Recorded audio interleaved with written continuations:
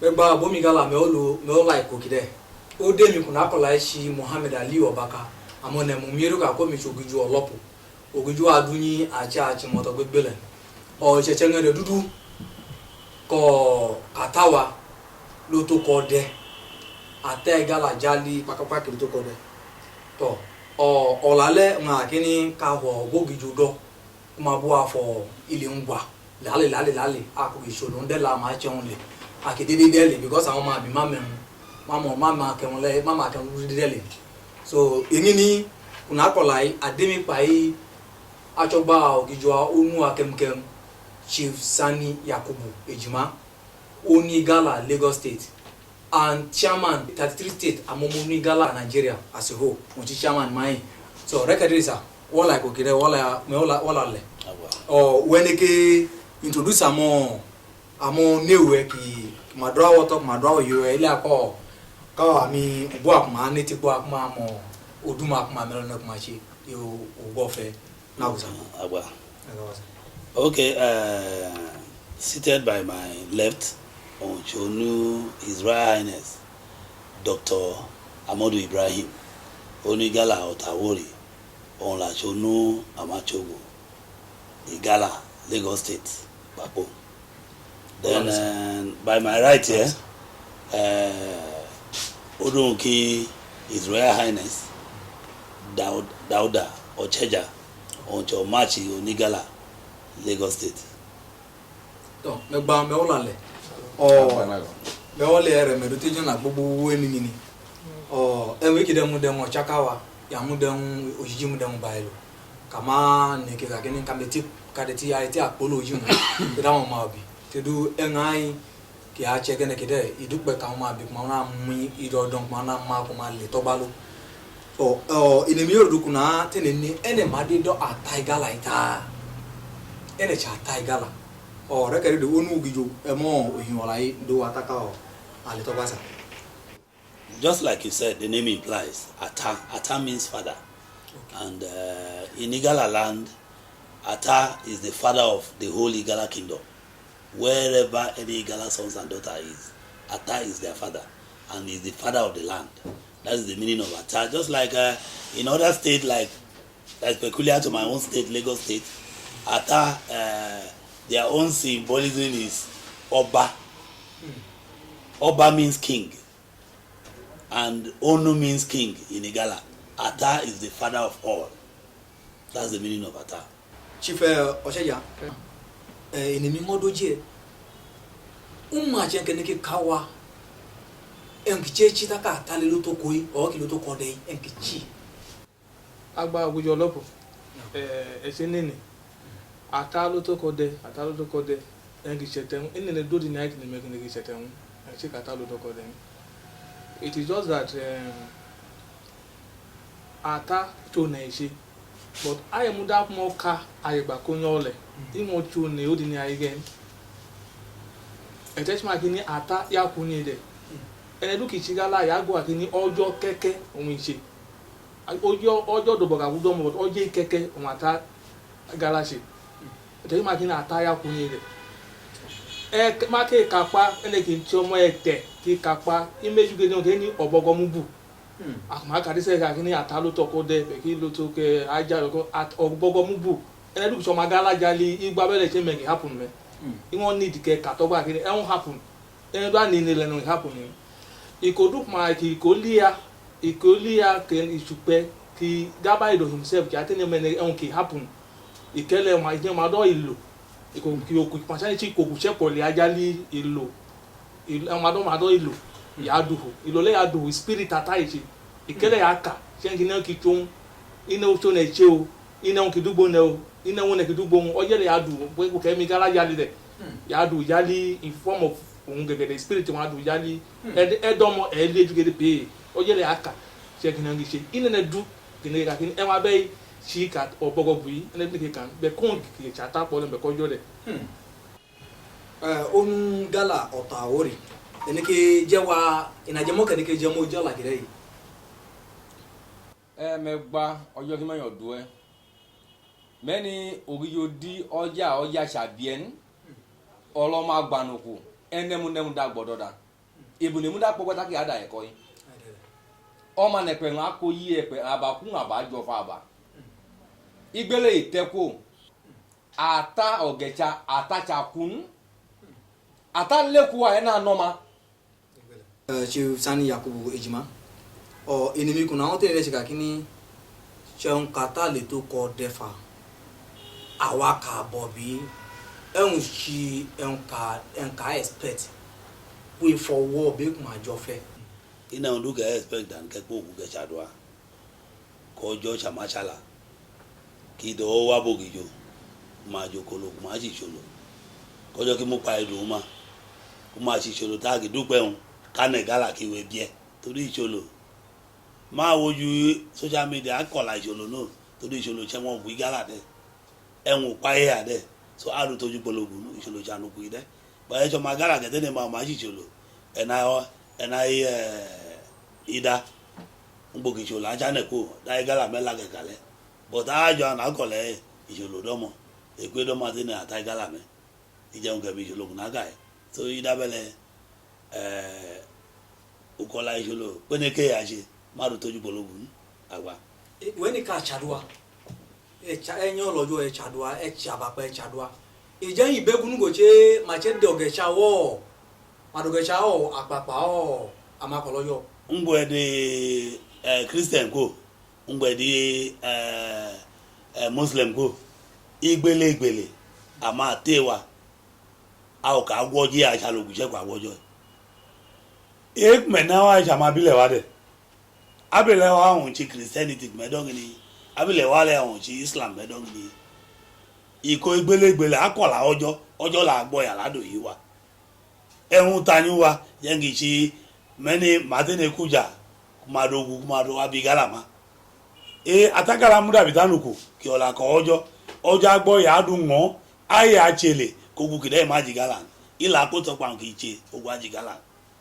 ehun dabele ki ki amelefu amugba amulutajifu ehun ogwe akatono tiyan ya jesin edegiji kana bia ire cheun ke mogu ohun ejogu yi oni gala at Otawori elekeja wa ma ami cholo ekumaje e ma de do icholo e ma icholo kuma do ma chajo o mi wa yan pa yin agba agba ko mi ma yan pa yan o gba ka mo na wa ma wa o cholo ene mu da do ene feti se ta folo ka egba se gba bede igbele ma tete se ko uteriko kitaka kini oloma gbanuku ene mu ne gboroda mataba adele fa na da go yokitino icholo ogusepo igbele ohun matita chepo amo iko ikwa gbogbo atabile eyin ni ehun ye ogusepo mu cheji imna le palun okakidogba mi do mi we se gugo ko na yan ajo fe ogusepo mu eto no ogu eto ni gala we se gbo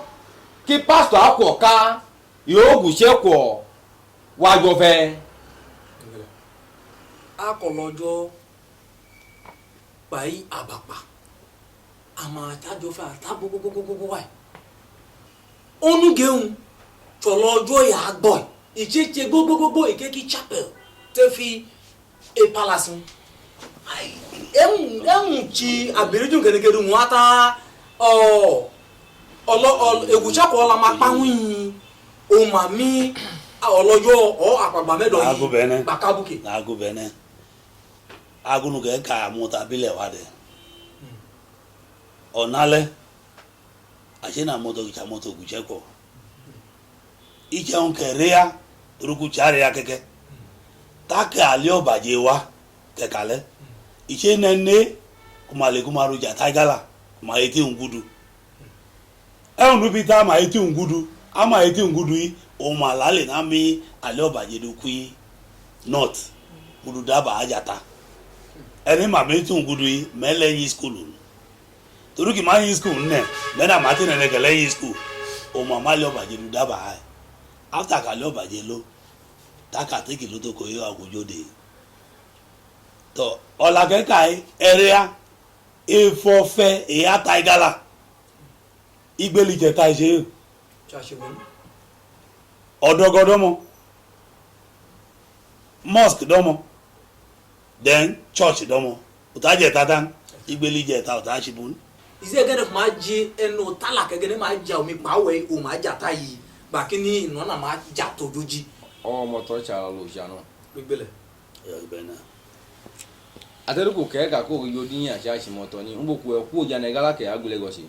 ẹ̀ ṣe náà ta gbóyin bàkẹ́ náà ta gbóyin se na ta mọ́ta tó bá yín. gbele alẹ́ ẹ̀ ń gbé gbọ́ káta ìdílókọ dẹ́yìn bọ́dọ̀ mi ní ti bọ́ta. opologidi alẹ́ ẹ̀ ń gbé gbọ́ kí mọ́tò pé ó tà. eh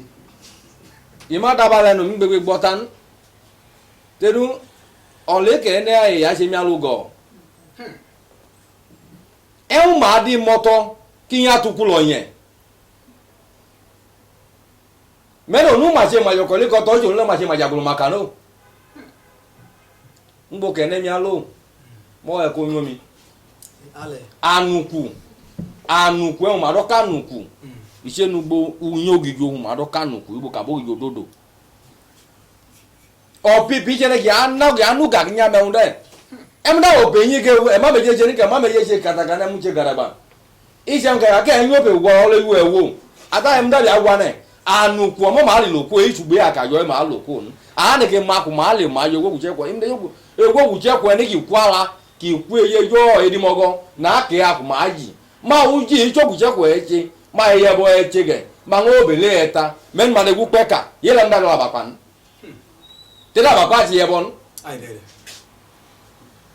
ugbe ke lo etere ke mo yo ye re dabi to ja ne agbala ngbo ma da agbala ke won je ma eta agbala tubo ka bo yo dodo de ọgbọgọ dẹ lóyè ọgbọgọ òǹbùí mẹnẹjú kìlítà àwọn apìtà ai dede àwọn akúdà tó gbọ kẹkọọ lọ́jọ́ háì wẹnẹ ń pè ní àṣà máa pa ẹka mọ ẹkọ lọ́jọ́ àmájàta ilẹ̀ ń délà bílẹ̀ wákè àná ọdún kòmàtà ká ṣàpamọ́ kòmà akọ lọ́jọ́ ẹ̀ bá dùn sẹ́kọ̀ọ́ tó jùlọ gbele gábà ìdò àtàjọ bàjẹ́ ìyá ṣàpà ìṣàpà ọgbọ́ ìlú ti máa kà bọ̀ tákì ọ̀bọ̀gọ̀bù èyí ká yìí ni ó nà máa ní ọ̀bọ̀gọ̀ ń bọ̀ náà máa hóun ṣọ̀wọ̀ máa tó kù ń lọ wá bẹ abókùsẹ́kọ̀ náà sì kíkà ilẹ̀ o ma ti cholo won ale yo kucheko olùsẹ́kùn and clear there and only solo when solo and madu solo maka bo je ma keke ma o solo ni preparation is solo le de to ko mi se mo to ma le te gbo ma ne na mda ke se on ki oboko mbu ejo dudu ma o se pelu tu onu ọjà ina gbo ma do ko lo de menu gbo ma le gboru wo ma le te wo ma le gboru ai dede onu ẹni onu ọjà ina won apoka aka galai so ohun majo ma mi oti hundu akata ina oti hundu mota je ofe hundu ma mo to gbonko ma mu kan ma kolu ne ma mu kan me se ma kini obogo mbu then ono ọjà ina le ya o se peri atabo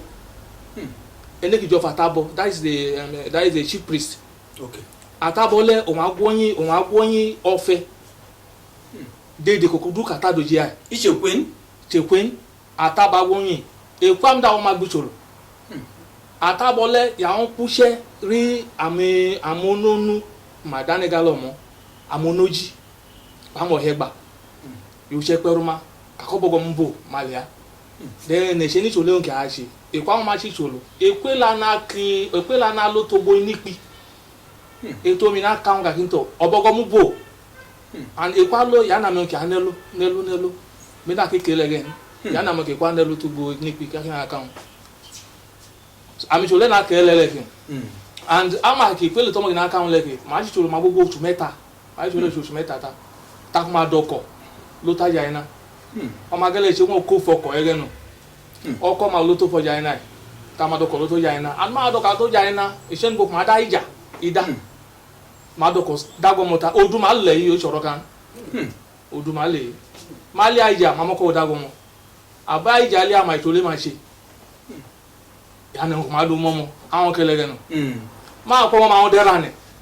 mamoko dago